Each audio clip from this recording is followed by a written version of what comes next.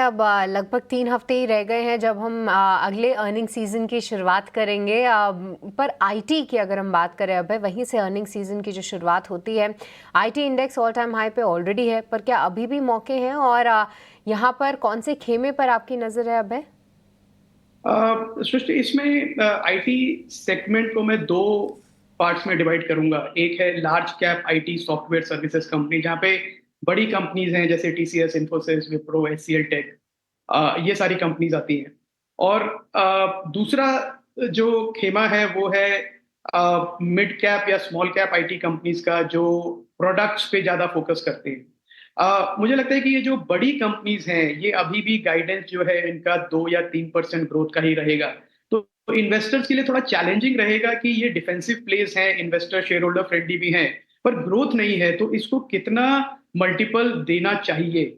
और I think ये जो अभी मल्टीपल है, considering the growth opportunity available to large cap IT companies, ये पीक आउट हो गया है। तो मुझे नहीं लगता कि IT services, large cap IT services में एक मार्केट बीटिंग रिटर्न बनाने का अपॉर्चुनिटी है। डिफेंसिव प्ले है, अगर इन्वेस्टर्स डिफेंसिव प्ले अपना पोर्टफोलियो करना चाहें तो उस हिसाब से ठीक है, मुझे नहीं लगता कोई करेक्शन होगा।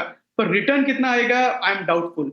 दूसरी तरफ जो स्मॉल और मिड कैप है, जहां पे प्रोडक्ट फोकस ज्यादा है, ये कंपनीज हैं जो 15-20%, 25% भी एनुअली ग्रो कर सकती हैं। तो आई थिंक मुझे लगता है ये अपॉर्चुनिटीज मिड और small cap IT services, IT product companies में ज्यादा है बनिस्बत लार्ज कैप आईटी सर्विसेज के। Strong take on IT sector overall.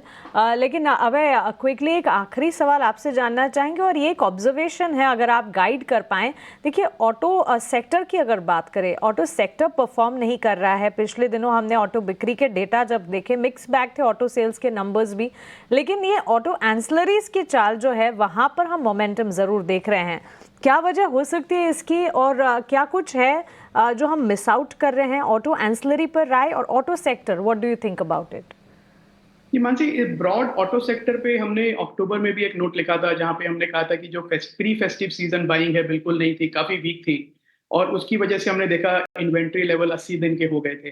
अब वो 80 दिन के इन्वेंट्री लेवल काटने के लिए, जैसा हमने एक्सपेक्ट किया था कि काफी अग्रेसिव प्राइसिंग है, आप देखें आज पेपर में एड्स चल रहे हैं, काफी सिग्निफिकेंट डिस्काउंट है काफी मॉडल्स पे, जो हमने पिछले 3-4 से पोस्ट कोविड नहीं देखा था।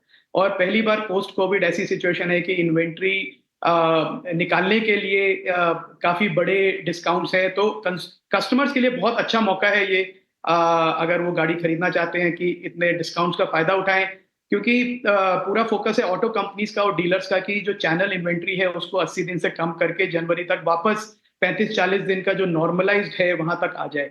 तो मैं देखना चाहूंगा कि दिसंबर के जो नंबर्स हैं ऑटो सेल्स के, जो जनवरी फर्स्ट वीक में हमको मिलते हैं, जनवरी 2 या 3 तारीख तक आ जाएंगे, वो कैसे हैं। अगर वो अच्छे हैं तो मुझे लगता है कि लीन इन्वेंट्री होने की वजह से शायद ऑटो कंपनीज में वापस एक ग्रोथ की अपॉर्चुनिटी बने। ऑटो एंसिलरीज दूसरी तरफ मनसी, वो ऑलरेडी उन्होंने पार्टिसिपेट नहीं किया था, और अब पार्टिसिपेट कर रहे हैं स्लोली, और काफी इनोवेशन है।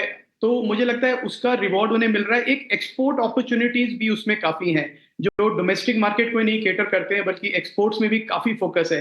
तो जैसे जैसे चाइना में अगर कंजम्पशन वापस आती है, और यूएस में भी डिमांड है अभी, तो मुझे लगता है कि ऑटो कंपोनेंट कंपनी जो एक्सपोर्ट करती हैं, और स्पेशली कॉम्प्लेक्स प्रोडक्ट्स और कॉम्प्लेक्स इलेक्ट्रॉनिक एक्सपोर्ट करते हैं, उसमें बहुत अच्छी अपॉर्चुनिटी है इन्वेस्टर